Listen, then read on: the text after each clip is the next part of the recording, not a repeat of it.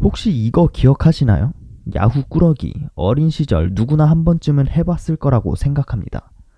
한때는 야후가 구글이나 네이버 다음처럼 굉장히 영향력 있는 포털 사이트였었던 적이 있었어요. 하지만 2012년에 야후 코리아가 한국을 뜨고 그 후 얼마 되지 않아 야후라는 회사 자체가 망해버립니다. 그래서 지금은 야후라는 회사가 없어요. 근데 사실 지금 우리가 잘 알고 있는 구글, 네이버, 다음과 같은 주요 포털 사이트들의 시초가 바로 야후예요. 구글, 네이버 다음이 없고 야후만 있던 시절이 있었죠. 그 시절에는 야후가 곧 인터넷이고 인터넷이 곧 야후였어요.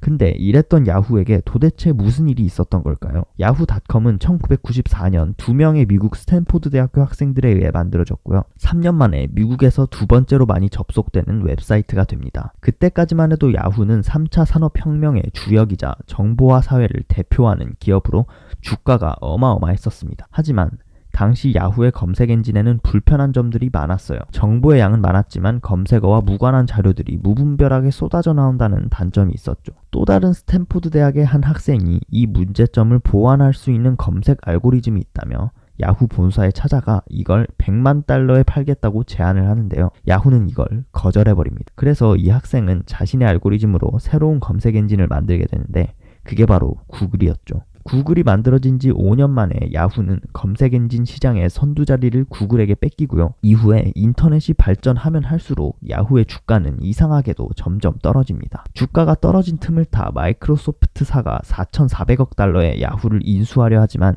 야후는 금액이 너무 적다며 거절합니다. 야후의 대표들은 가능성을 믿었고 자신들의 기업이 단지 저평가되고 있을 뿐이라고 생각했어요. 따라서 회사를 살리기 위한 노력도 계속됩니다. 2012년에는 모바일 야후에 큰 돈을 투자하고요. 2014년에는 텀블러라는 SNS 서비스를 인수합니다. 뿐만 아니라 야후는 수많은 스타트업 기업들을 인수해서 키우기 시작하죠. 하지만 기대와는 다르게 야후의 시장 점유율은 점점 더 떨어졌고 수익이 나지 않아 더 이상 회사를 지속할 수 없게 되는 상황에 이르렀습니다. 결국 2016년, 불과 2년 전이죠. 44억 달러에 버라이즌이라는 회사에게 인수당합니다.